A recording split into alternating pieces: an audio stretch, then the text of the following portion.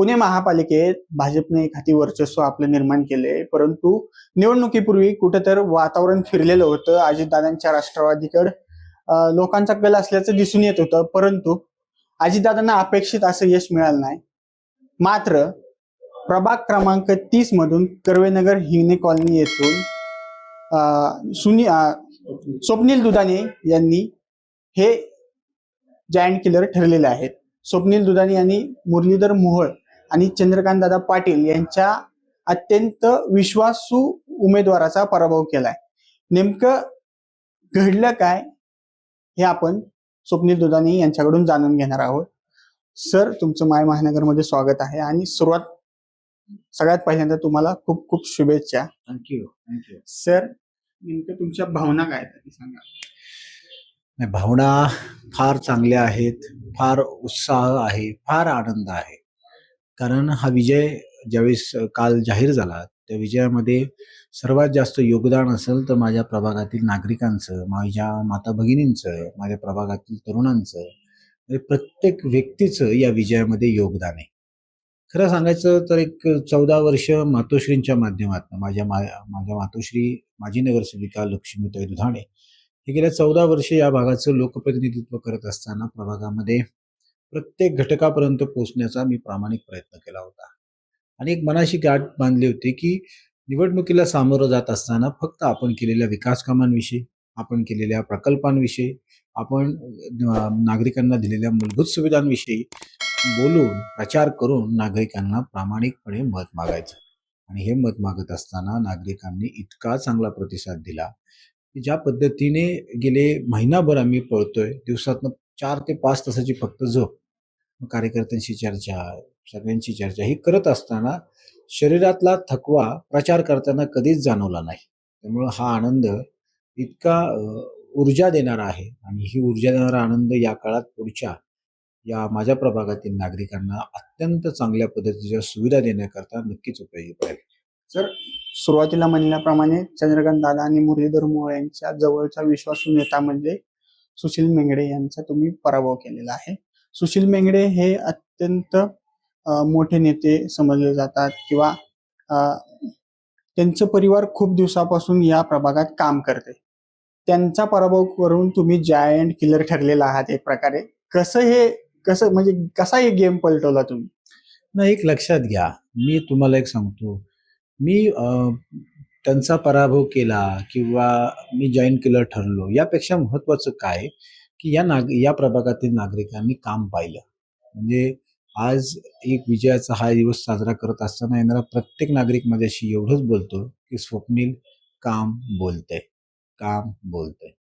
त्यामुळं हा विजय नागरिकांचा आहे. जेव्हा एखाद्या व्यक्तीचा पराभव होतो आणि एखाद्या व्यक्तीचा विजय होतो त्यावेळेस माझ्यासारख्या उमेदवारांनी, माझ्यासारख्या कार्यकर्त्यांनी एकच भावना असली पाहिजे की नागरिकांप्रती असणारं आमचं प्रेम, आणि नागरिकांनी या प्रेमाला भरभरून दाद दिली.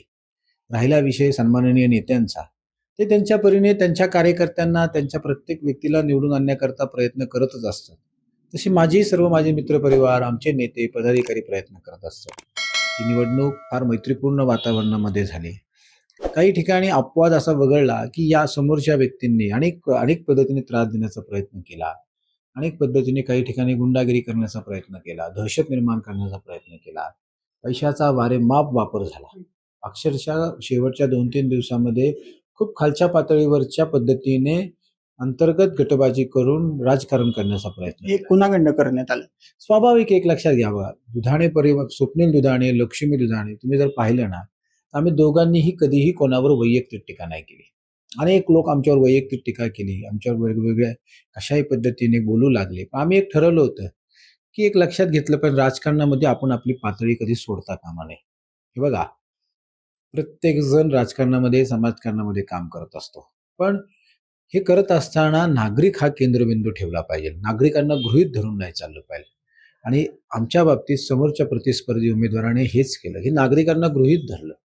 जिथे जिथे त्यांना गुंडागिरी करायची वेळ त्यांनी केली, दहशत माजवण्याचा प्रयत्न त्यांनी केला, पण आम्ही त्याला एकच उत्तर दिलं की नाही, हा समाज बघत असतो, नागरिक बघत असतात, फक्त त्याचं उत्तर प्रत्यक्ष पुढे येऊन देत नसले तरी मतपेटीद्वारे त्यांनी आज उत्तर दिलंय. आता तुम्ही राष्ट्रवादीकडून निवडून आलेला आहात.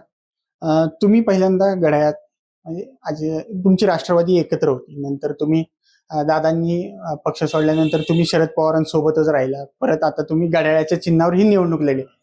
अ, घड्याळ, तुतारी, परत घड्याळ, लोकांमध्ये संभ्रम निर्माण होतो. पण तुम्ही हा लोकांचा टेम्पो कसा आहे असा ठेवला की लोक तुमच्यासोबत आहे कशी जोडून राहिली? नाही, आपण एक हे पण लक्षात घ्या, सन्माननीय अजितदादा पवार साहेब यांच्या नेतृत्वाखाली 2012 साली असेल, 2017 साली असेल, माझ्या मातोश्रीने लक्ष्मीताई दुधाणेंनी घड्याळच्या चिन्हावरच निवडणूक लढवली होती. त्यामुळे 2022 नंतर ज्या काही राज्यामध्ये घडामोडी झाल्या, त्यावेळेस आम्ही सन्माननीय आदरणीय शरद पवार साहेब यांच्याबरोबर राहण्याचा निर्णय घेतला आणि तो प्रामाणिकपणे पुढे चालवणं आम्ही 3 वर्ष तो क्रमप्राप्त ठेवला. पण एक लक्षात घेतलं पाहिजे की राजकीय समीकरणं जुळवत असताना कुठे ना कुठेतरी ही निवडणूक 4 व्यक्तींची होती. 4 प्रभागातील प्रमुख व्यक्तींना घेऊन आपण तो पॅनल करणं आवश्यक होतं आणि ह्या 4ही उमेदवारांचं एक मत असं होतं की आपण एक घड्याळ चिन्हावरच निवडणूक लढली पाहिजे. आणि माझंही असं वैयक्तिक होतं की आम्ही 2 निवडणूक ह्या घड्याळ या चिन्हावर लढलो होतो. त्या अनुषंगाने नागरिकांना चिन्ह पहिल्यापासून माहिती होतं. फक्त शेवट आम्हाला जास्त भर द्यावा लागला की जे चिन्ह घड्याळ आहे ते पुन्हा लोकांपर्यंत पोहोचवण्याकरता आमच्या प्रत्येक कार्यकर्त्यांनी खूप प्रामाणिक प्रयत्न केले. अक्षरशः घरोघरी जाऊन लोकांना समजून सांगितलं आणि त्याच्या पलीकडे जाऊन तुम्हाला अजून एक सांगतो की जी आम्हाला अडचण आली की एकूण 4 मतदान एका व्यक्तीला करायचे आणि ती मतदानाची प्रक्रिया कशी करायची, म्हणजे अक्षरशः अ, ब, क, ड प्रत्येक गटाला एक मशीन असणं क्रमप्राप्त होतं. पण निवडणूक आयोगाने अत्यंत 2 निर्णय इतक्या कमी वेळामध्ये घेतले आणि ते लोकांना समजायला फार वेळ लागला. एक म्हणजे एकाच मशीनवर 2 गट घेतले, अ आणि ब, आणि दुसऱ्या मशीनवर क आणि ड. दुसरी गोष्ट, त्यांनी शेवटच्या 5 दिवसात असा एक निर्णय घेतला की उमेदवारांचा फोटोच काढायचा. फक्त उमेदवाराचं नाव आणि चिन्ह, म्हणजे निवडणूक आयोग कुठल्याही प्रकारचं लोकांमध्ये जाऊन ह्या मतदानाची प्रक्रिया कशी असते, कसं मतदान केलं पाहिजे, हा त्यांनी केलेला बदल केला आहे. हे तर खरं निवडणूक आयोगाचं काम आहे. पण हे उमेदवार म्हणून आम्ही सुद्धा प्रत्येक घरोघरी पोहोचलो, लोकांचे ते गैरसमज दूर केले.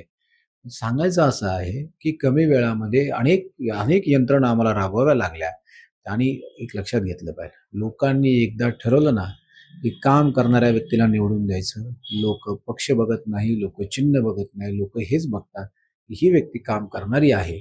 सन्माननीय अजितदादांनी ज्यावेळेस आमच्या प्रभागामध्ये जाहीर सभा घेतली त्यावेळेस त्यांनी सांगितलं की आपल्याला पुण्याचा काया बदल करायचा आहे.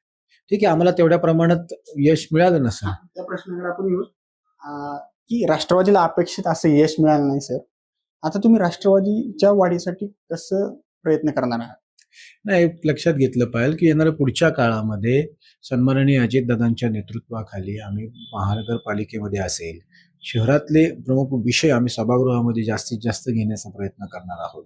शहराचे अनेक प्रश्न आहेत, वाहतूक कोंडीपासून अनेक मूलभूत गोष्टींवर शहरावर ताण आहे आणि हा विषय महानगरपालिकेमध्ये विरोधी पक्ष म्हणून आम्ही सक्षमपणे त्या ठिकाणी निभावणार आहोत. त्यामुळे कार्यकर्त्यांना, पदाधिकाऱ्यांना, चांगल्या सुशिक्षित तरुणांना या सर्व प्रभावामध्ये आणण्याकरता आमचा एक प्राथमिक प्रयत्न राहणार आहे. तुमचे जुने सहकारी आहेत प्रशांत जगताप, हे तुम्हाला सोडून गेले म्हणजे काँग्रेसमध्ये गेले, तुम्हाला नेमकं काय वाटतं याबद्दल? नाही, बघा, आदरणीय प्रशांतदा जगताप हे शहराध्यक्ष होते. त्यांच्या नेतृत्वाखाली मी कोथरूड विधानसभेचा अध्यक्ष म्हणून काम केलेलं आहे. त्यांनी त्यांचे एक विचारधारा आहेत, त्यांना जो योग्य वेळी निर्णय वाटला त्यांनी तो घेतला. आज एक कार्यकर्ता म्हणून मला एक योग्य वेळी निर्णय घेणं अपेक्षित होतं, तो मी घेतला. त्यामुळे ही वाटचाल ते त्यांच्या परीने वाटचाल करणार आहेत, मी माझ्या परीने वाटचाल करणार आहे. पण कुठे ना कुठेतरी एक शहराचं हित येणाऱ्या पुढच्या काळामध्ये प्रशांतदादांकडनं पण राहील, आमच्या सर्व उमेदवारांकडनं राहील. त्यामुळे सर्वांबरोबर पुढे कसं एकत्रितपणे शहराच्या विकासाकरता जाता येईल याबाबत आम्ही प्रयत्नशील राहू. दोन्ही राष्ट्रवादी पुणे महापालिका आणि पिंपरी महापालिकेत एकत्र झाले पाहायला मिळालं. आता दोन्ही राष्ट्रवादींनी कायमच एकत्र यावं असं तुम्हाला वाटतं का? हे बघा, हे माझ्यासारख्या कार्यकर्त्याला कधीही वाटणारच. कारण काय असतं, ही निवडणूक कार्यकर्त्यांची होती. ही निवडणूक महानगरपालिकेच्या स्थानिक प्रश्नांविषयी होती. या निवडणुकीमध्ये पक्षाचा कार्यकर्ता हा सभागृहामध्ये जाऊन या शहराकरता कसा काम करेल याकरिता दोन्ही राष्ट्रवादी काँग्रेस पार्टीने जे काय निर्णय घेतले ते कार्यकर्त्यांच्या अनुषंगाने घेतले. त्यामुळे येणाऱ्या काळामध्ये हा निर्णय झाला तर आमच्यासारख्या कार्यकर्त्यांना, आमच्यासारख्या सर्व प्रतिनिधींना नक्कीच आनंद होईल. पण हा निर्णय सर्वस्वी वरिष्ठांचा असेल. वरिष्ठांच्या अनुषंगाने ते निर्णय घेतील, त्या अनुषंगाने पुढची वाटचाल आमची असेल. आता तुम्ही तुतारीत का घड्याळावरच? नाही, हे बघा, मी घड्याळ या अधिकृत राष्ट्रवादी काँग्रेस पक्षाच्या ह्याच्यावर मी निवडणूक लढवली आहे. त्यामुळे येणारा पुढचा काळ हा सन्माननीय अजितदादा पवार साहेब, राष्ट्रवादी काँग्रेस पक्ष आणि घड्याळ यावरच माझी अधिकृतपणे वाटचाल असेल. लास्टचा प्रश्न, तुमचं नेमकं तुमच्या प्रभागासाठी विजन काय असणार आहे? हे बघा, 14 वर्ष, 10 वर्ष नगरसेवक माझी आई म्हणून आणि 4 वर्ष माझी नगरसेवक म्हणून प्रभागामध्ये इतके चांगले चांगले प्रकल्प आम्ही आणले. शाळेपासनं, मैदानांपासनं, दवाखान्यांपासनं, ग्रंथालयापासनं, पुस्तक घरपासनं, पाण्याच्या लाईन्स असतील, रस्ते असतील, ड्रेनेज असेल, ग्रंथोत्सव असेल, व्याख्यानमाले, इतके सुंदर सुंदर प्रकल्प आपण केले आणि केले नाही ते यशस्वीपणे चालू पण ठेवले. त्यामुळे येणाऱ्या काळामध्ये शहरावरचा वाढता ताण लक्षात घेता बघा, शहरातल्या प्रदूषणाची पातळी असेल, पर्यावरणाचा समतोल राखणं असेल, माझ्या प्रभागातून वाहणारी मुठा नदीचं स्वच्छता असेल, प्रभागातून असणाऱ्या 2 टेकड्यांविषयी स्वच्छतेचं काम असेल, वृक्षारोपणाची भरीव कामगिरी करणे असेल. एक लक्षात घ्या, शाश्वत विकास करायचा असेल ना आपल्याला, तर पर्यावरणाचा पण समतोल राखणं ही काळाची गरज आहे. फक्त डेव्हलपमेंट डेव्हलपमेंट डेव्हलपमेंट ह्या डेव्हलपमेंटच्या अनुषंगाने येणाऱ्या पुढच्या पिढीला आपण पर्यावरणाचं पण चांगलं महत्त्व पटवून दिलं पाहिजे. शुद्ध हवा, शुद्ध पाणी, चांगले रस्ते, कचऱ्याचं योग्य नियोजन. त्यामुळे हे करत असताना प्रभागातील नागरिकांना चांगल्या आरोग्य सुविधा कशा देता येईल, प्रभागातील नागरिकांना चांगलं एक महानगरपालिकेचं हॉस्पिटल कसं देता येईल, तरुणांकरता कसा हाताला जोडधंदा देता येईल, महिलांना कसा जोड उद्योगधंदा देता येईल, या अनुषंगाने आम्ही काम करणार आहोत. एक नगरसेवक म्हणून नागरिकांना आमच्याकडनं खूप अपेक्षा असतात. त्या अपेक्षा पूर्ण करण्याचं काम एक प्रतिनिधी म्हणून आम्ही कायम स्वीकारू. धन्यवाद सर आमच्याशी बातचीत केल्याबद्दल. तर हे होते स्वप्नील दुधाणी यांनी आपलं विजन एक प्रकारे सांगितलं आहे. तसेच लास्ट आता घड्याळासोबतच राहणार असल्याचं त्यांनी स्पष्ट केलं आहे. अक्षय साबळे, आपलं महानगर.